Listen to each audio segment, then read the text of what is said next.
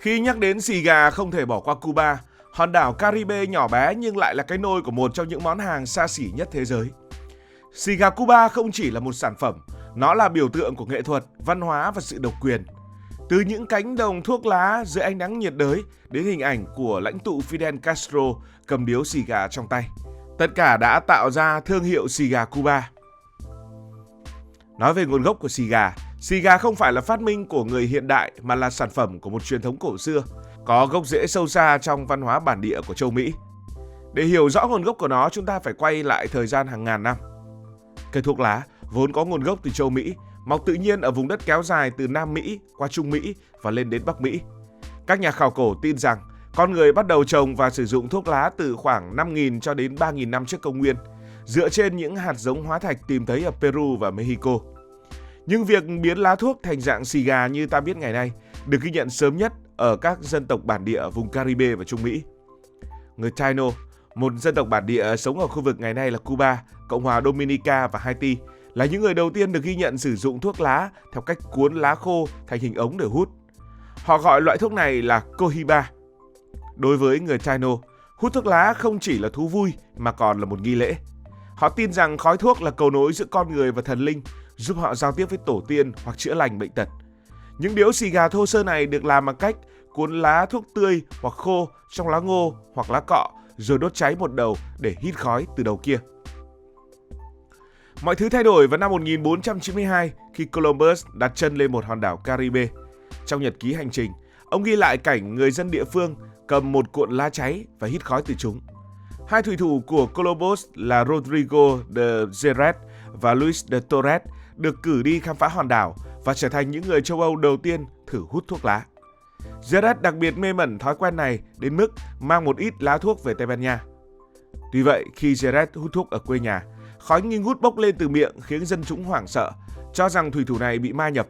Kết quả đã bị tòa án dị giáo Tây Ban Nha bỏ tù 7 năm, một khởi đầu không mấy suôn sẻ cho thuốc lá châu Âu. Dù vậy, hạt giống đã được gieo mầm, các thủy thủ và nhà thám hiểm Tây Ban Nha tiếp tục mang lá thuốc từ châu Mỹ về và đến cuối thế kỷ 15, nó bắt đầu lan rộng khắp Địa Trung Hải. Ban đầu người châu Âu không hút thuốc theo kiểu của người Taino mà dùng ống điếu hoặc là nhai trực tiếp. Người Tây Ban Nha vốn kiểm soát Cuba và các thuộc địa Caribe học được kỹ thuật cuốn lá thuốc từ người bản địa. Họ cải tiến bằng cách dùng lá thuốc và lá khô lên men để làm vỏ bọc, tạo ra những điếu xì gà đầu tiên giống hình dạng hiện đại. Từ cigarros trong tiếng Tây Ban Nha xuất hiện vào quãng thời gian này, có thể bắt nguồn từ tiếng Taino vì hình dáng cuốn của nó gần giống thân của con côn trùng, và trong tiếng Taino có từ cigara nghĩa là con ve sầu. Xì gà ban đầu là món dành cho thủy thủ và binh lính Tây Ban Nha ở thuộc địa, nhưng khi chúng được mang về châu Âu, tầng lớp quý tộc bắt đầu chú ý. Đến thế kỷ 18, xì gà trở thành biểu tượng của sự giàu có và tinh tế, đặc biệt ở Tây Ban Nha và Anh. Nhà máy sản xuất xì gà đầu tiên ở châu Âu được thành lập tại Sevilla, Tây Ban Nha vào năm 1717, nhưng nguyên liệu chủ yếu vẫn được nhập từ Cuba. Và để hiểu tại sao xì gà Cuba đặc biệt, trước hết phải nhìn vào bản đồ. Cuba là một hòn đảo dài và hẹp nằm giữa biển Caribe với khí hậu nhiệt đới ẩm, nhiệt độ trung bình quanh năm từ 25 đến 30 độ C. Nhưng không phải cả hòn đảo đều là nơi lý tưởng để trồng thuốc lá. Vùng đất vàng thực sự nằm ở phía tây, tại tỉnh Piana del Rio, nơi có những thung lũng rất thích hợp để trồng xì gà. Vùng thung lũng này không lớn, chỉ khoảng 150 km2, nhưng lại sở hữu điều kiện địa lý mà không nơi nào trên thế giới tái tạo được. Đất ở đây là đất sét đỏ, giàu khoáng chất như sắt và magie, tạo nên cấu trúc hoàn hảo để cây thuốc lá phát triển. Độ pH của đất dao động từ 5,5 đến 6,5, vừa đủ để cây hút dinh dưỡng mà không bị quá tải. Hơn nữa, thung lũng được bao bọc bởi những dãy đồi thấp giúp chắn gió mạnh từ biển, nhưng vẫn cho phép những làn gió nhẹ mang hơi ẩm luồn qua. Độ ẩm tự nhiên ở đây thường xuyên đạt 70 cho đến 80%, lý tưởng để lá thuốc giữ được độ mềm mại và hương vị của nó. Nếu đất đai là nền tảng thì bàn tay con người chính là linh hồn của xì gà Cuba. Quy trình sản xuất ở đây không dựa vào máy móc hiện đại mà dựa vào kỹ thuật thủ công được truyền từ thế kỷ 16, khi người Tây Ban Nha đưa thuốc lá từ châu Mỹ về châu Âu. Mỗi vụ mùa sẽ bắt đầu vào tháng 10 khi những hạt giống nhỏ xíu được gieo xuống đất. Sau khoảng 45 ngày, cây non được chuyển ra cánh đồng và chăm sóc kỹ lưỡng bằng tay cho đến khi lá lớn lên và thu hoạch được. Khi lá đã sẵn sàng, chúng được giao cho những người thợ cuốn xì gà, những nghệ nhân thực thụ. Một người thợ giỏi phải mất ít nhất 9 tháng đào tạo và nhiều năm kinh nghiệm để đạt trình độ cao nhất. Họ ngồi trên những chiếc bàn gỗ cũ kỹ, tay thoăn thoắt chọn lá, cắt, cuốn và ép từng điếu xì gà. Khi nhắc đến xì gà Cuba, người ta thường nghĩ ngay đến hình ảnh những cô gái trẻ, đẹp trong trang phục giản dị, ngồi ở các xưởng sản xuất ở Havana và dùng đùi trần để cuốn từng điếu xì gà. Hình ảnh này gợi lên sự gợi cảm, thủ công và độc đáo, khiến nhiều người tin rằng đó là lý do xì gà Cuba có hương vị đặc biệt. Vậy là huyền thoại cuốn trên đùi trinh nữ đã ra đời. Nó không xuất hiện trong các tài liệu lịch sử chính thức về ngành xì gà Cuba, mà dường như bắt nguồn từ sự kết hợp giữa thực tế sản xuất và trí tưởng tượng của những người kể chuyện phương Tây. Một số nhà sản xuất hoặc thương nhân xì gà có thể đã cố tình lan truyền câu chuyện này để tăng sức hấp dẫn cho sản phẩm.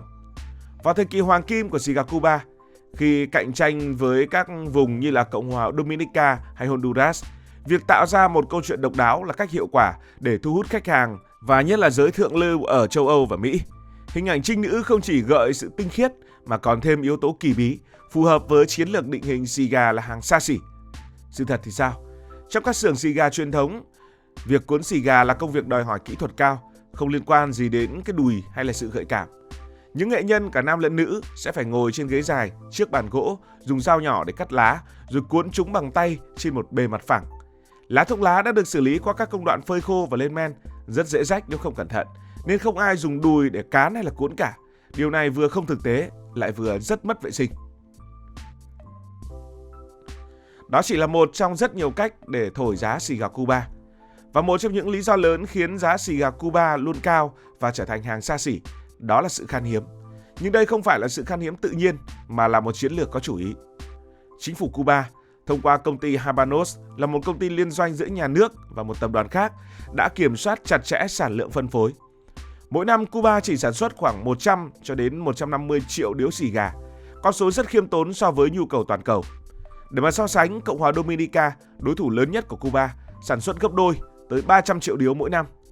Nhưng Cuba không chạy theo số lượng, họ giới hạn diện tích trồng thuốc lá ở một số vùng nhất định, dù có thể mở rộng.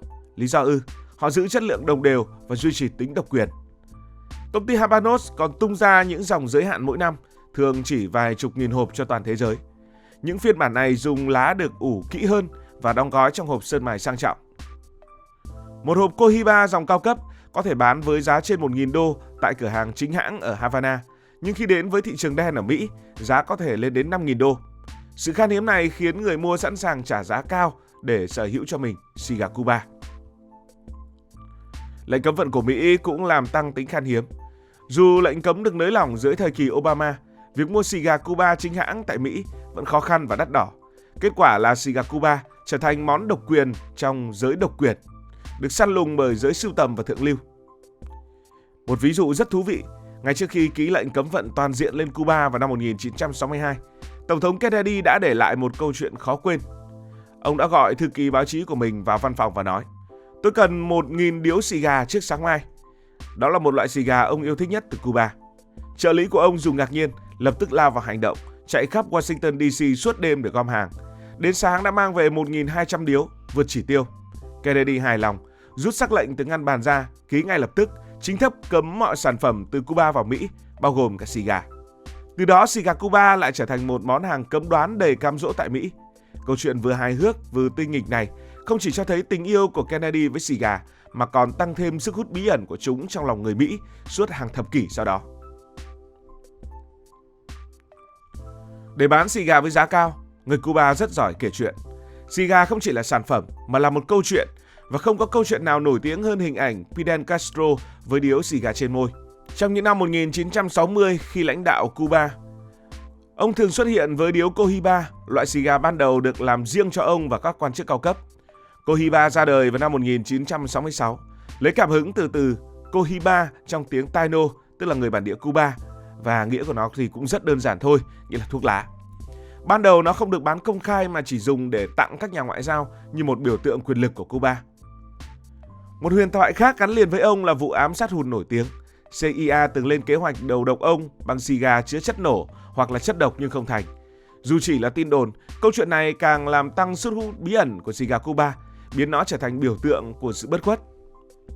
Che Guevara, một người bạn thân cận của Castro, cũng góp phần vào huyền thoại. Ông từng nói, một điếu xì gà trong tay giống như một người bạn đồng hành trong những giờ phút cô đơn. Hình ảnh của Che với điếu xì gà và chiếc mũ barret trở thành biểu tượng văn hóa đại chúng, từ tranh tường cho đến áo phông. Xì gà Cuba cũng chinh phục Hollywood, xuất hiện trong những bộ phim của nước Mỹ. Những ngôi sao lớn đều mê mẩn xì gà Cuba. Có những người thậm chí từng chi hàng chục nghìn đô để mua Cohiba từ chợ đen, bất chấp lệnh cấm vận. Và sự xuất hiện của xì gà Cuba trong giới thượng lưu càng làm tăng thêm sức hút của nó. Cảm ơn vì đã quan tâm theo dõi câu chuyện này. Nếu cảm thấy thú vị, bạn có thể nhấn nút đăng ký kênh và chuông thông báo và chia sẻ. Còn bây giờ thì xin được nói lời chào tạm biệt.